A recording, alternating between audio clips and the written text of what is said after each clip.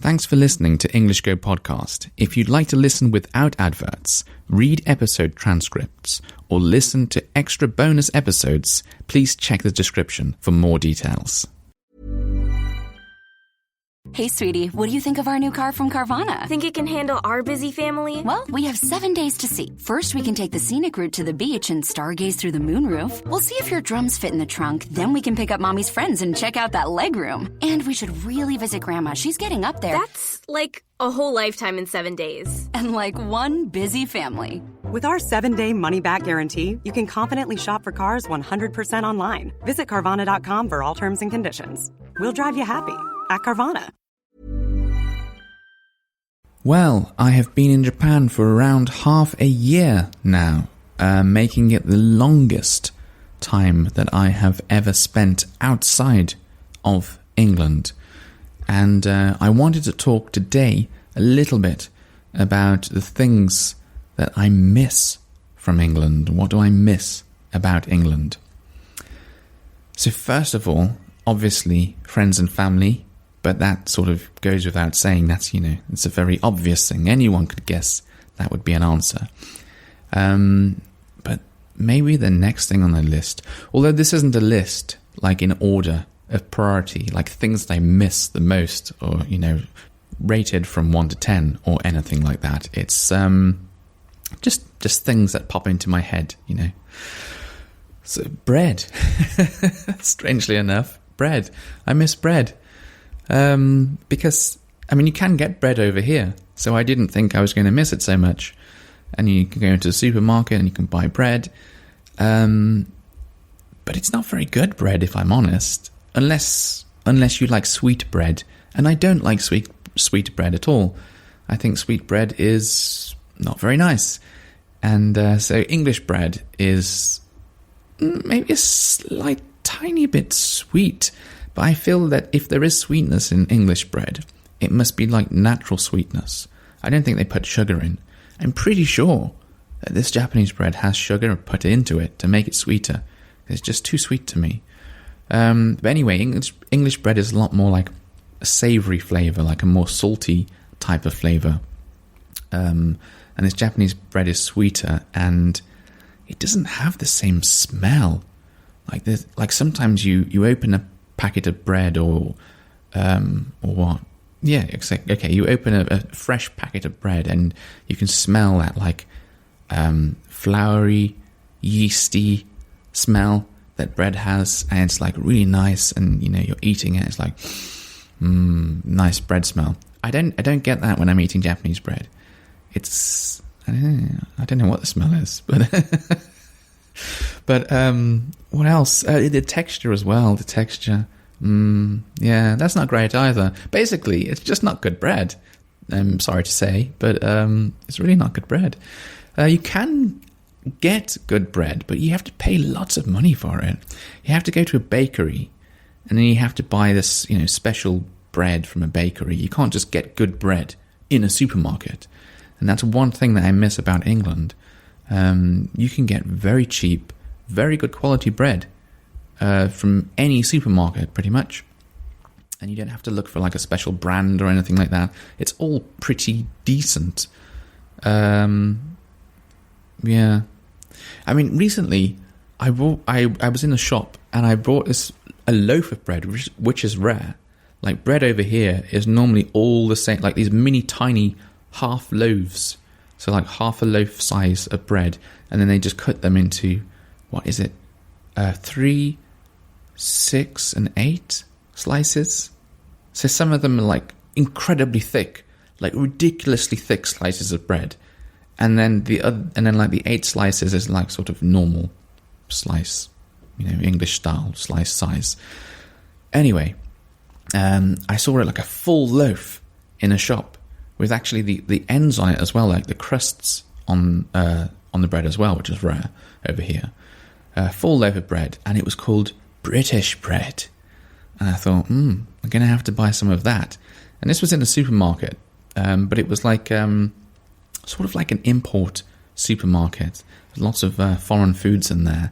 So, it's pretty rare to find this kind of thing. And I bought it, and I tried it, and it was better than most of the bread you buy in supermarkets, but it wasn't British bread. It was a little bit more salty. It was a little less sweet. But yeah, it wasn't quite right.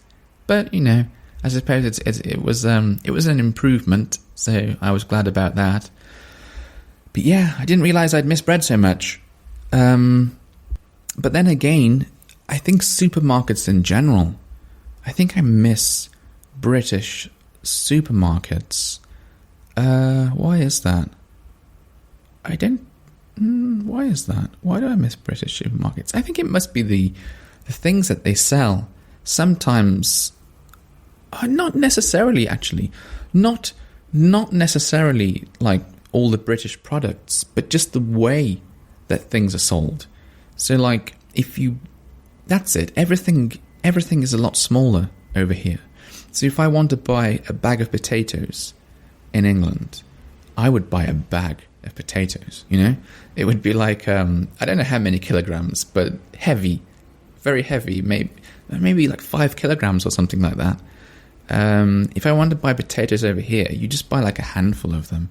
You know, you buy this tiny bag.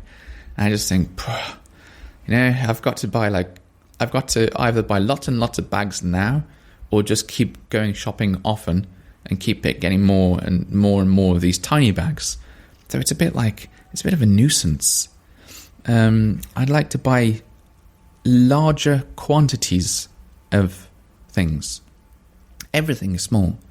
Like the margarine or the butter comes in like a really, really tiny size only. You can't get big sizes, just tiny sizes.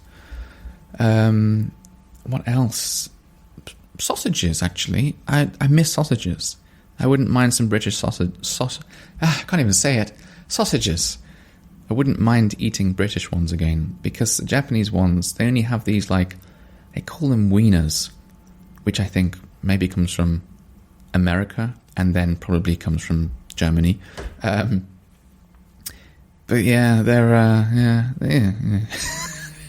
they're all right if you want hot dogs, I guess. But if you want a real sausage, that's not a real sausage. So yeah, I don't know if you've tried British sausage, and I don't know if is it something that's unique to England? I don't think so. Probably many countries in the world have this kind of sausage.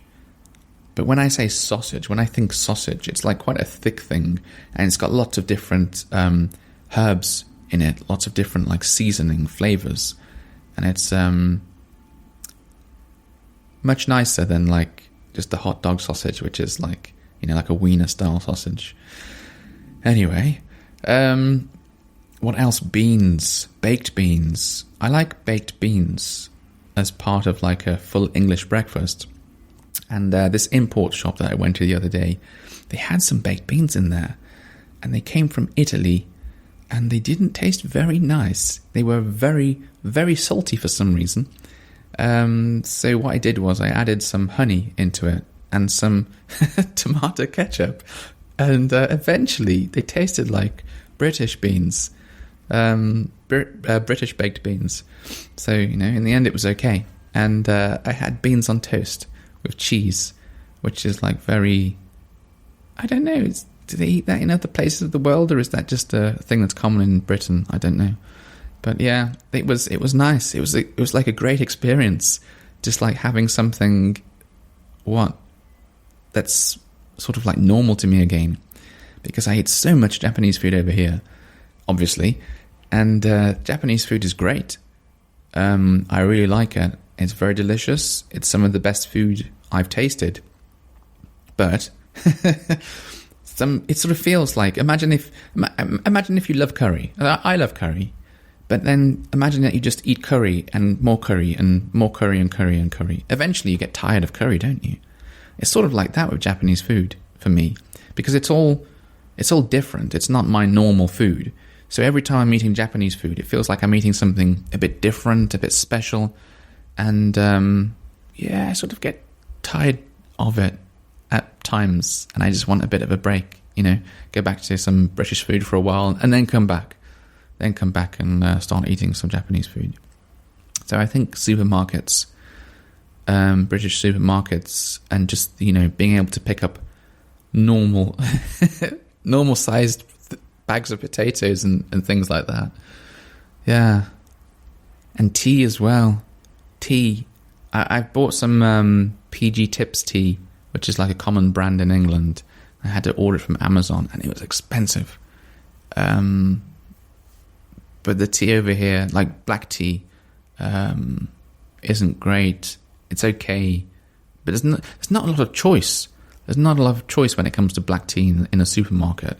And you can buy some ridiculously expensive tea, like I don't know, like some Lipton's tea, or there was another brand I saw recently that came from England, some like British style branded fancy tea, but you only get like 10 bags or something in a box. That's no good. When we buy tea in England, we get like 250 tea bags in a box, because that's how you do it seriously, isn't it? It's like, I'm going to really drink tea. Like the tea they sell over here, it's just for people who occasionally think, I wouldn't mind some black tea or, milk tea or something like that, just every now and again. But I drink tea every day. And like, I used to drink probably like 6 cups a day. But I'm probably drinking about 2 cups a day at the moment. So it's not going to be good. I can't buy like a box full of 10 tea bags. No. I need like a serious amount. I need a serious size. So yeah, just those kind of things really. And I realised that all I've done in this episode is talked about supermarkets. So maybe I'll have to continue it again next time, or I don't know, next time I feel like something. Maybe it can be like a series where I say like things I miss about England, things I miss about Britain. Anyway, so there we go. Supermarkets and some British food stuff. I hope that your studying is going very well lately. Mine is. So yeah, I hope yours is too. Until next time, bye-bye. Jesse Kelly here. I'm not a financial expert, but I do look for solid investment opportunities for investment growth and protection against loss. I do know that putting all your eggs in one basket is not a good financial plan. Securing your IRA or 401k with real gold and silver with Oxford Gold is as easy as 1, 2, 3. Or you can buy precious metals and keep them in your safe. One app, one call, and you pick your precious metals. Call 833-987-COIN. That's 833-987-COIN.